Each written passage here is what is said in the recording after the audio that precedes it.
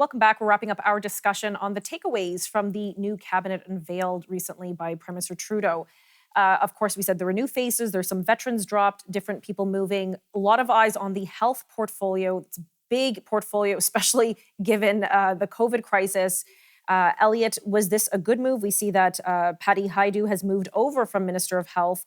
And right now we have Jean-Yves Duclos, who's taken over. Carolyn Bennett, Dr. Carolyn Bennett, is now going to be associate Minister of Health in that regard, and with mental health. What are your thoughts on those moves?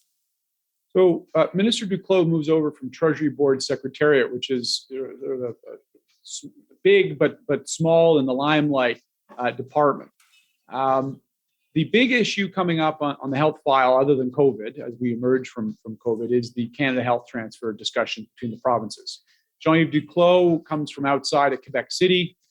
He is a detail-oriented, very well-respected in policy circles, and is the perfect type of negotiator you want to be having to go into those discussions with premiers who have made it very clear that they expect more money from the federal government. So having Carolyn Bennett focus on some of the more social issues related to health, and Jean-Yves Duclos likely focusing on some of those negotiations, to me, makes pretty good sense. Okay. Your thoughts on that, Laurie? Do you have any thoughts? My thoughts are that when a minister is mauled in public for a long time in a controversial portfolio and doesn't necessarily blow it, but yet is under a lot of criticism, they will move that minister out just to change the channel, to change the topic, to screw up the opposition's line of attack. And I think maybe this is what happened here, because they didn't really demote her per se. They gave her a lateral switch so that they could change the channel. And by her, are you referring to Patty Hajdu or Dr. Carolyn Bennett? Because even Dr. Carolyn Bennett was in the public eye towards the end when she was discussing certain things about Jody Wilson-Raybould. Well, perhaps I can understand that one.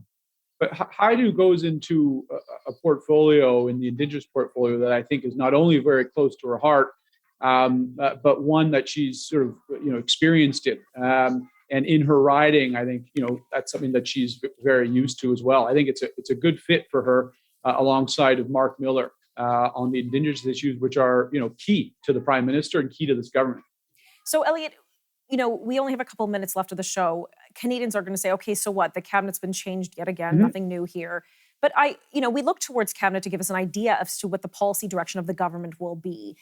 Based on these new appointments today, what are the, say, 3 or 4 areas of focus that you see the Trudeau government taking? Well, clearly, recovering from COVID, getting jobs back and economic growth is one. Addressing climate change and the changing environment is 2. They've also made a lot of commitments around housing and moved Minister Huson into that role. And the final piece is Indigenous reconciliation. Those are the 5 key things that this government will be focused on. Minister Freeland as finance minister is going to be leading that economic effort. And you've got new ministers in place in some of those other, leading some of those other portfolios. That's what we're going to see over the next 6 to 8 months as this government emerges from COVID and focuses on those key priorities that were talked about during the election. I worry more about what the government has left out.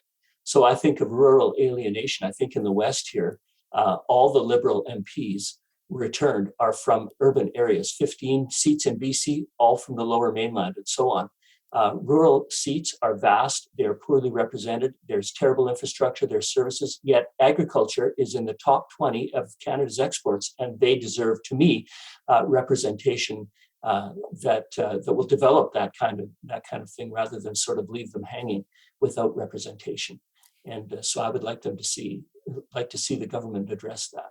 Well, just in the 30 seconds we have left, I mean, you mentioned this before. So what could the Prime Minister have done? I mean, if there's no MPs that were elected in that province from his party, what would he have done? He would pull a senator, you're suggesting? He could have appointed senators easily.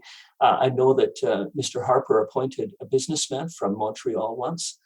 So this kind of thing is not without precedent, but to leave whole provinces without representation, I think, is really difficult when they, like Saskatchewan has 40% of the arable land in Canada, mm-hmm. and huge exports in agriculture, and they need a seat at the cabinet table. Elliot, final word, 5 to 10 seconds. I mean, there's elections for a reason. I think the government has to work to earn the trust of those voters. But I think appointing senators, unelected senators, and folks who don't represent anybody particularly, doesn't really seem like a good fit to me.